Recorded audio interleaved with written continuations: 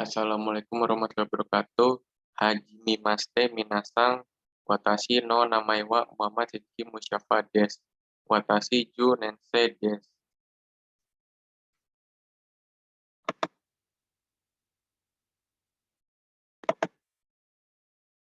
Perkembangan perkembangan dunia digital saat ini. Istilah era digital dapat diartikan sebagai suatu kondisi kehidupan atau zaman di mana semua kegiatan yang mendukung kehidupan sudah dipermudah dengan adanya teknologi. Bisa juga dikatakan bahwa era digital hadir untuk menggantikan beberapa teknologi masa lalu agar jadi lebih praktis dan modern.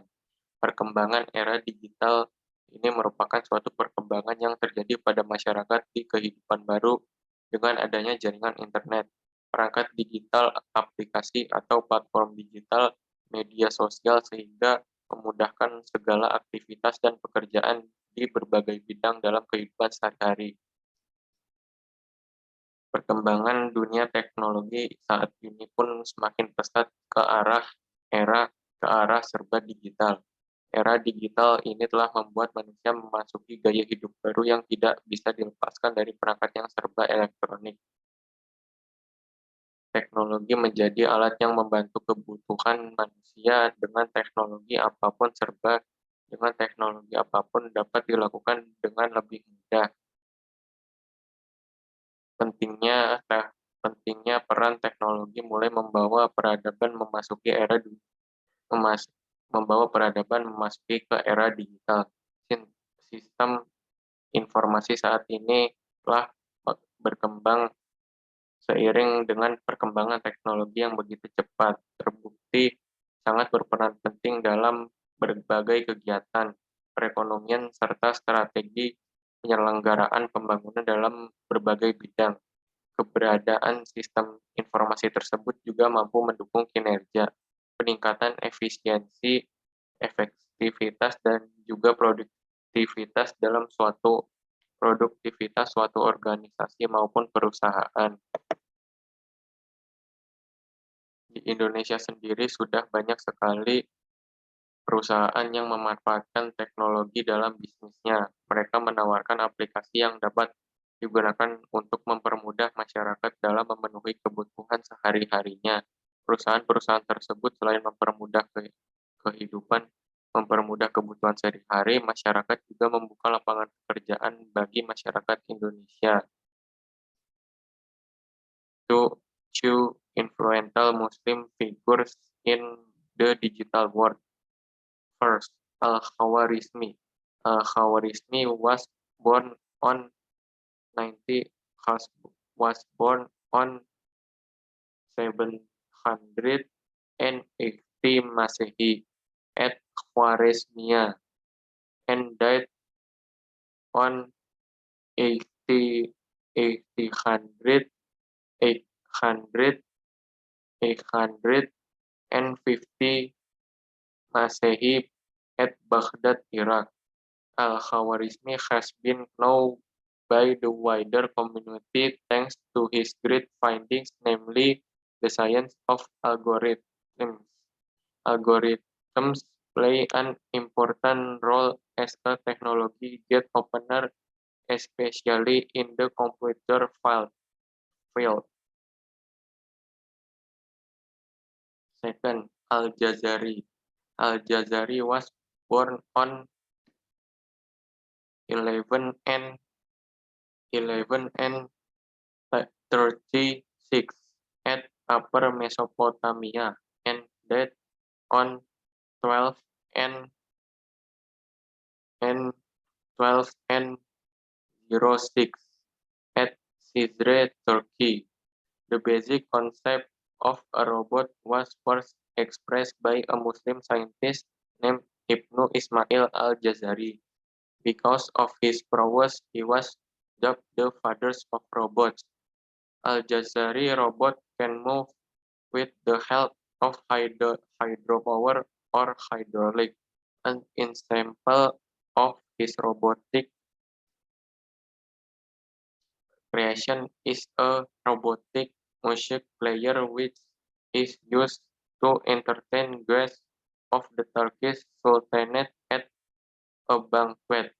In addition, he also created a series of other works in the form of crank engines, gears, water pumping machines, and other. Negara pengguna internet terbanyak di dunia per 2021. Yang pertama, Cina sebanyak 854 juta penduduk. Kedua, India sebanyak 560 juta penduduk. Yang ketiga, United States sebanyak 292 juta penduduk.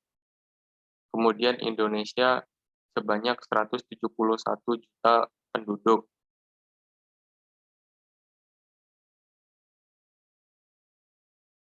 Platform media sosial yang paling aktif di Indonesia per 2020. Yang pertama, YouTube sebanyak 88 pengguna media sosial yang paling aktif di Indonesia per 2020. Pengguna YouTube sebanyak pengguna YouTube di Indonesia sebanyak 88% dari jumlah populasi.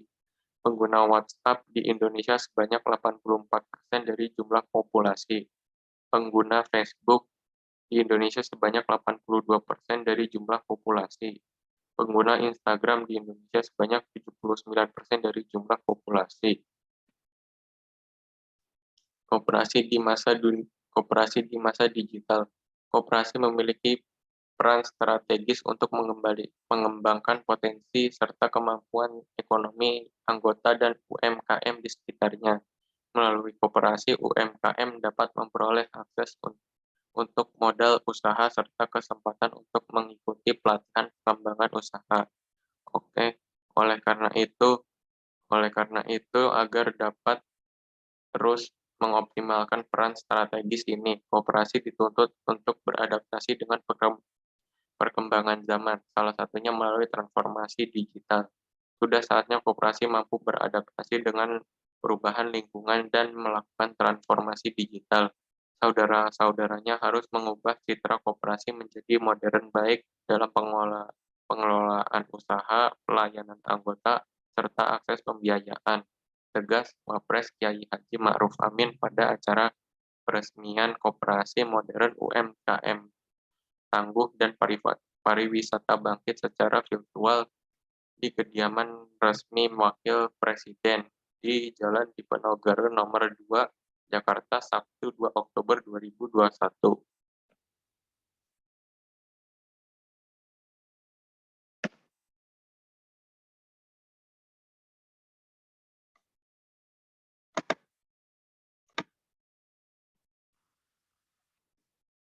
Lebih lanjut lagi, Wapres menyampaikan bahwa pemerintah berkomitmen untuk memenuhi kebutuhan infrastruktur telekomunikasi dan informasi yang diperlukan guna mendukung transformasi digital. Di sisi lain, Kementerian Koperasi dan UMKM juga telah menargetkan terbentuknya 100 koperasi modern dan berbasis digital di tahun 2021 ini.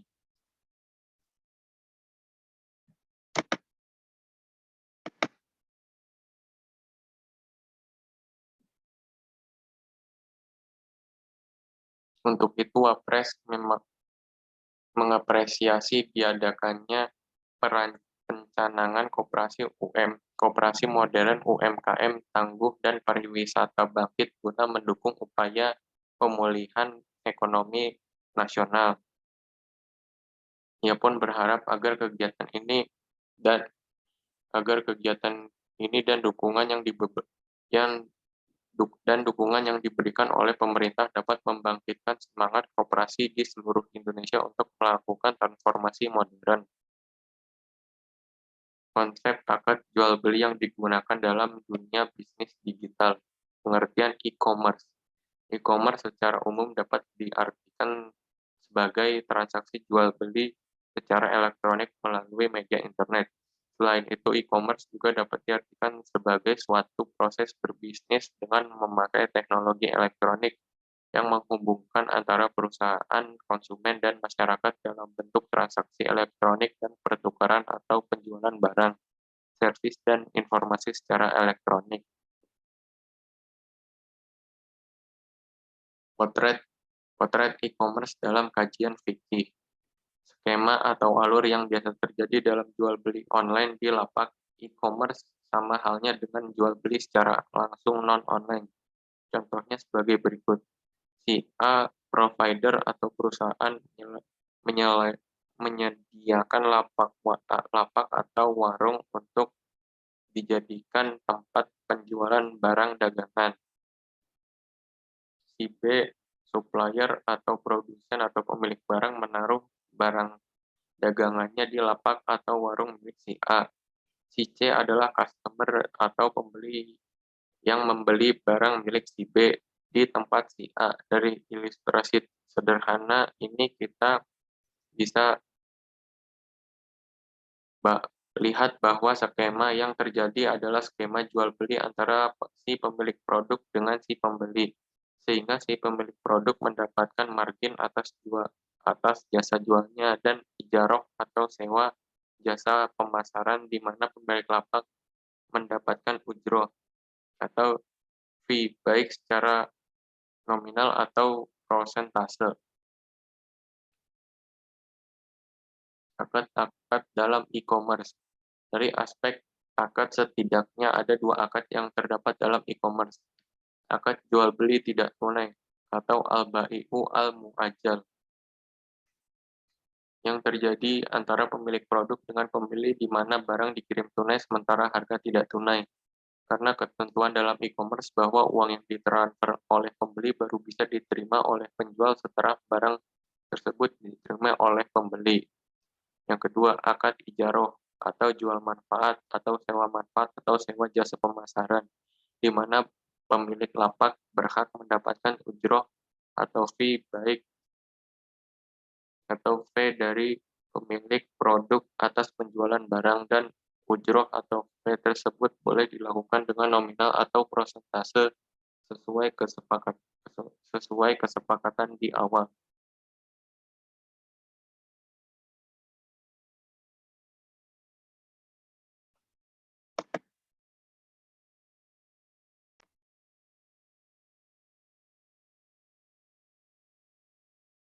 Pola hidup sehat masa kini, memakai masker atau labis al-kama mati indal mugo di roti al-manzili.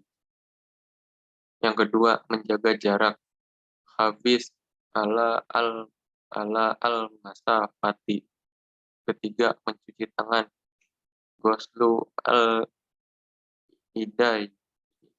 al-idai al-idai. Keempat, makan makanan bergizi. Tanawalul amati mugoziyah.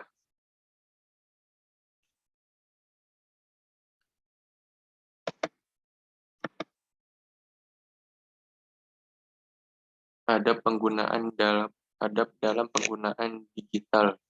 Jika ingin menyebarkan suatu informasi, cek dulu kebenarannya. Kedua, berkomentar dengan menggunakan bahasa yang baik. Ketiga, tidak membuka situs yang tidak senonoh. Nah, ini sumber penjelasannya ya.